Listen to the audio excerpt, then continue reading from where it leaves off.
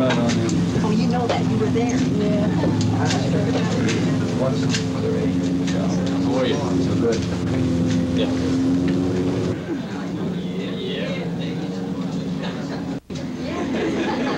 Some were leaving out more than once.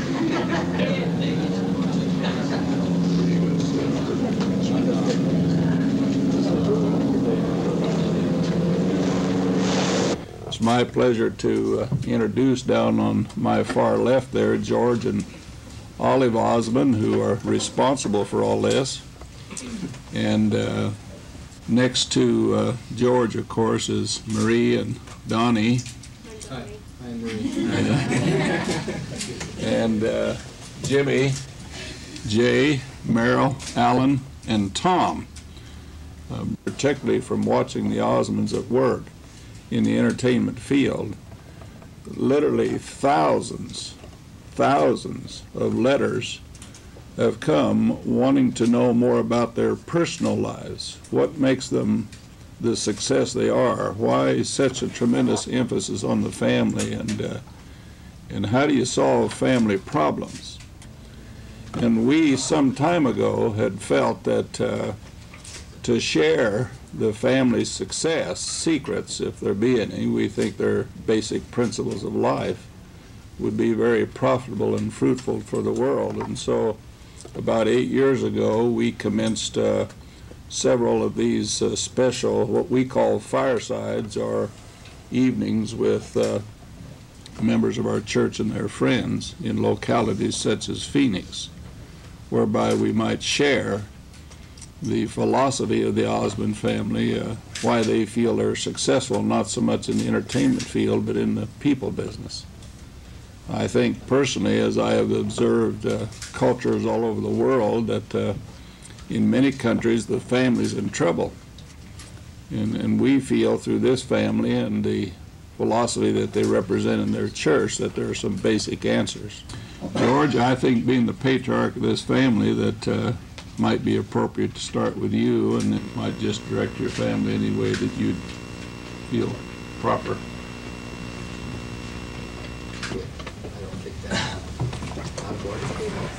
Who did I sign with?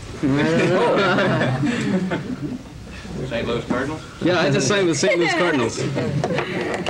No, I just signed with Stan Kamen of William Morris Agency. There's some movie projects coming out in the near future. It's exciting.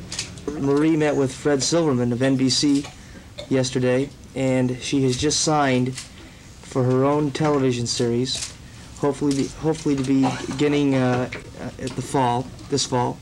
Also, one television special and one motion picture for television. So that was a statement that we're very excited about for her. She's very excited about it too, and it's going to be a musical variety television series, 1 hour, for NBC, probably at 9 o'clock. I'm very excited about it. NBC is a great network right now. Fred Silverman is a terrific man. He has a lot of confidence in me, and I hope that I can fulfill that confidence. You recently broke an engagement. This doesn't leave you much time for social life. Are you concerned about that? No, I think that I know pretty much what I would like. I do date. I know a lot of nice people. I'm not really worried about that. I'm 20 years old, so I've got a lot of time. May I ask you, what is the most difficult part of your life? I mean, it seems like you've just got it all wrapped up. Is there a difficult part? Well, I think life is challenging. There's lots of challenges along the way. I'm basically a really happy person. Probably having 8 brothers is the most no. Getting up in the morning. That's the most difficult time. Schedule. I'm a girl. I can't help it. Donnie, while we have you, what kind of movies are you going to be in? Have you made some...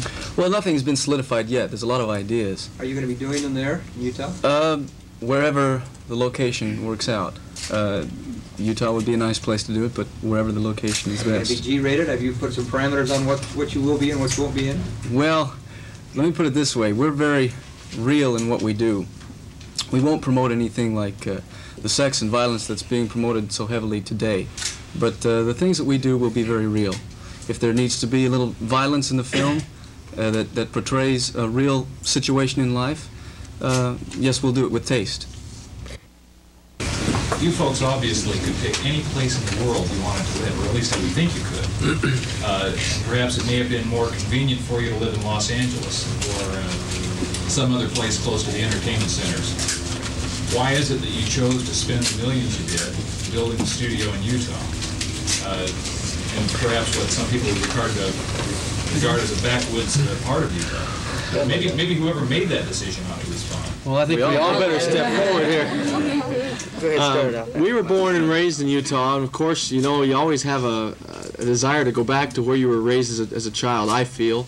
At least we did. We were getting older. A few of us got married. We had kids of our own. We wanted to raise them in the environment that we had in the mountains and away from so much of the hectic city life, and yet close to a university of higher education and learning. And Utah just kind of fit into our plans. As you mentioned, it was a challenge for our career, because here now we're moving to the mountains away from the industry, so to speak, and so now we had to supply the tools necessary to continue these career movements and growth. So we decided to, everyone thought we were crazy, but we did build a television motion picture studio facility in Orem, Utah.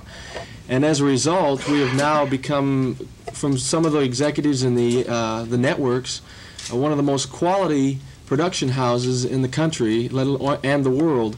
And we've just basically applied the same principles that we do in our lives, and that is putting the best into what we have. We may not have everything yet. We're a growing company, but with what we put in the best. And as a result, we've been able to do our television shows, our records, and all of that, and still live the lifestyle that we wanted. Also, what we're finding is that the people that have come up, whether it be the Olivia Newton-Johns or those kinds of people, are asking to find properties and so forth in that area, because it's a very, very growing state. Plus, you talk about the financial engagement that or the commitment that we've made. Up there's so much, like down here in Arizona, there's so much beautiful scenery for film work as well as studio work. So it works out great for us. I think it should be mentioned that Hollywood is good to us. I believe they can hear me. We have no qualms with Hollywood. I think we just extended their boundaries a little bit. But we have we had no reason other than that to leave the Hollywood area. Is Jimmy always this quiet? You want to ask me some questions? Really, I'm having a voice change, so.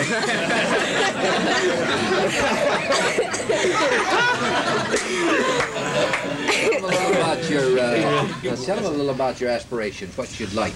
Don't crack us up now. Well, here we go.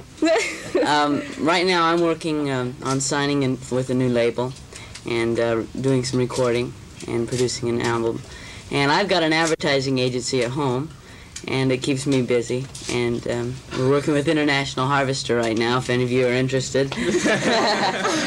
But that's basically what I'm doing right now. I'm really excited about the future. Jimmy's very humble. He's very, very talented. He just designed my new album cover, and he's designing a lot of people's album covers. He's very involved.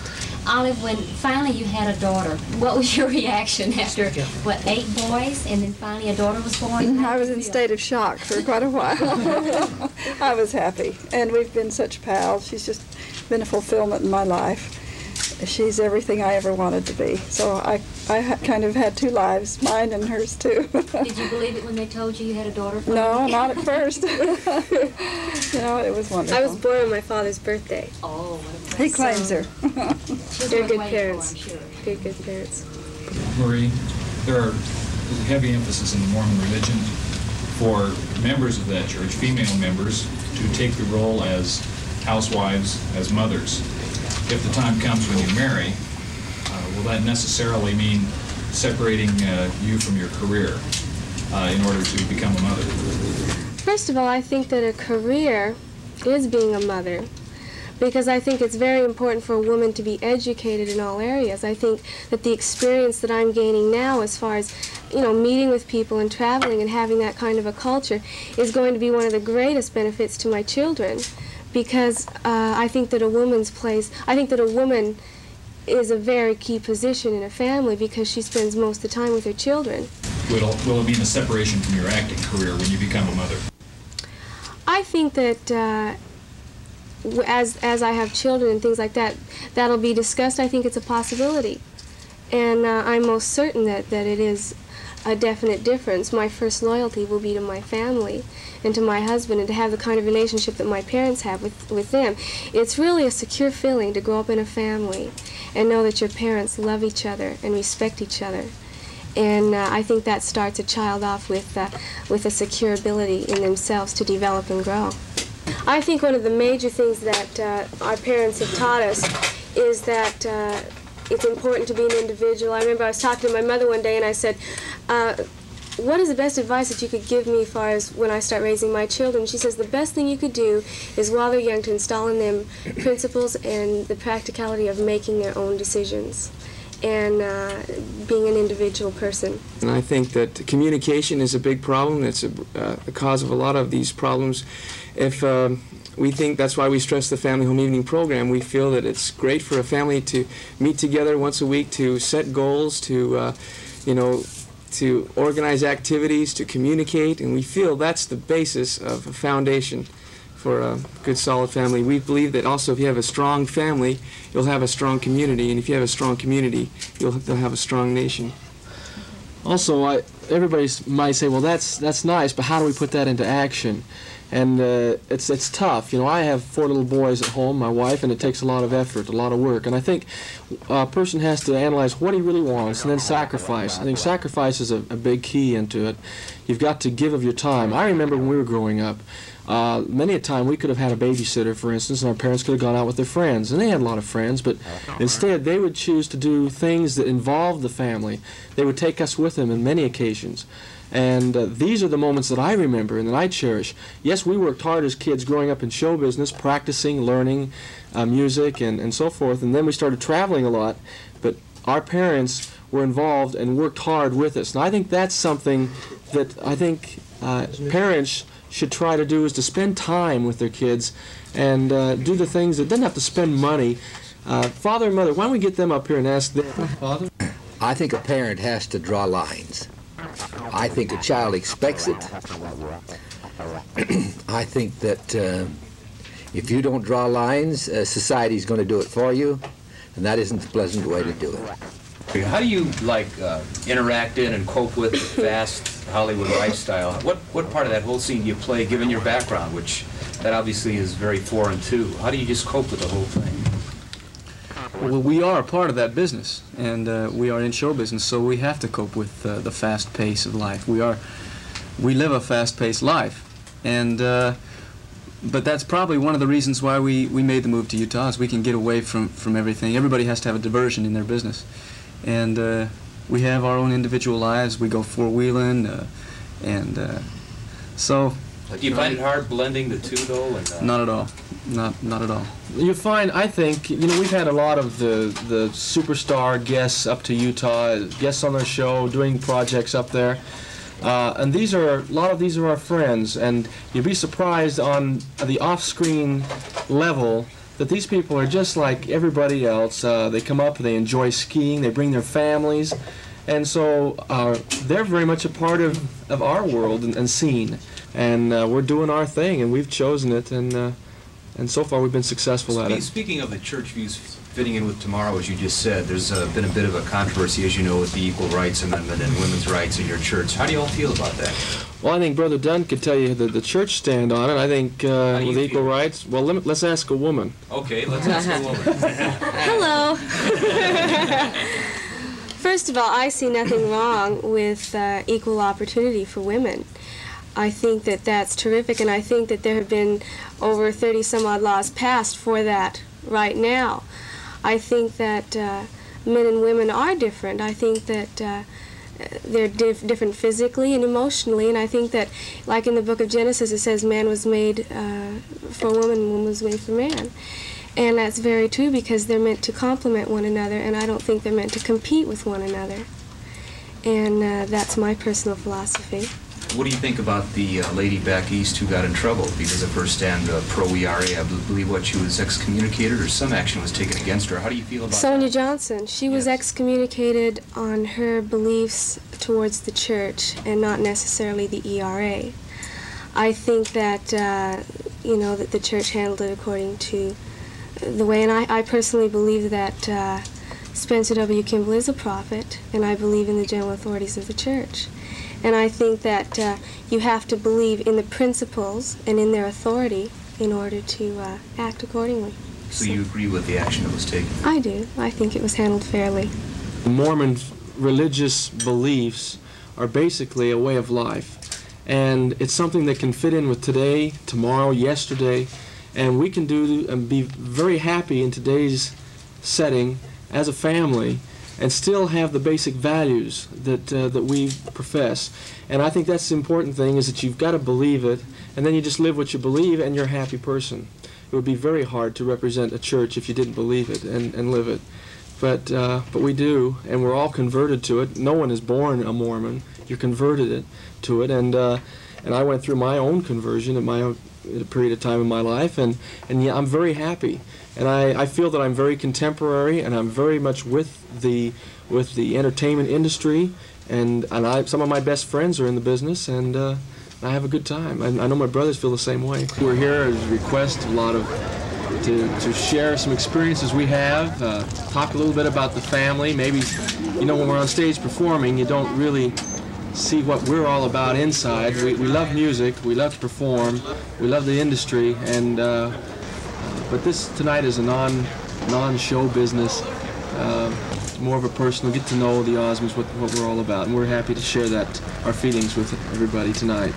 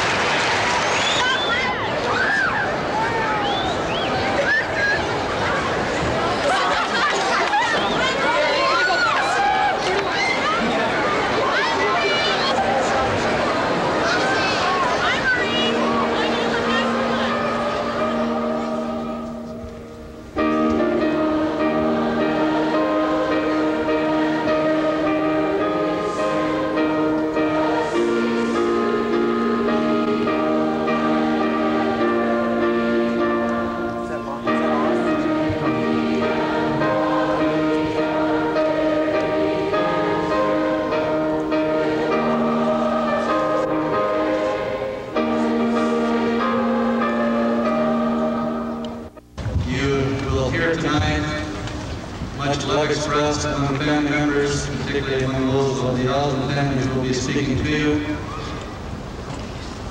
because of the understanding which they have of the eternal nature of their family. They know of the love that exists here today will continue with them. And so as they speak of each other, they speak in eternal terms, not just of earthly love. And we hope that as we gather here tonight, that each of us individually and in our individual families will go from here strengthened. When there's love at home, there is joy in every sound. When there's love at home, peace and plenty here abide, smiling sweet on every side. You know, when you really love something, you really want to share it. And I think that's the key, and that's why we do these firesides, because we want to share what we have to other families. In the cottage there is joy, when there's love at home. All we're up there to share is what has made us happy. And if someone finds some of that, then I think we've been successful in coming here tonight. Roses bloom beneath our feet, all the earth's a garden sweet, making life a bliss complete, when there's love at home. Kindly heaven smiles above, when there's love at home. I just feel we have a responsibility more than anything else, because when we get the thousands of letters that we do receive, people wanting to know about how we feel as a family. We just feel a responsibility to get out there and tell them. Love and home. Love and home.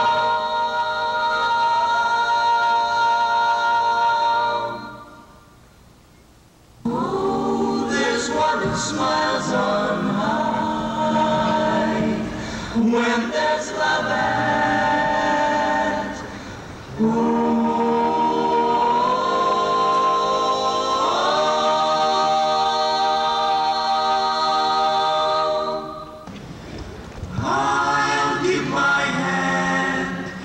Those who cannot see the sunrise or the falling rain, I'll sing my song to cheer the weary along, for I may never rest this way again. I'll share my faith with every troubled heart, so I shall not have lived in vain.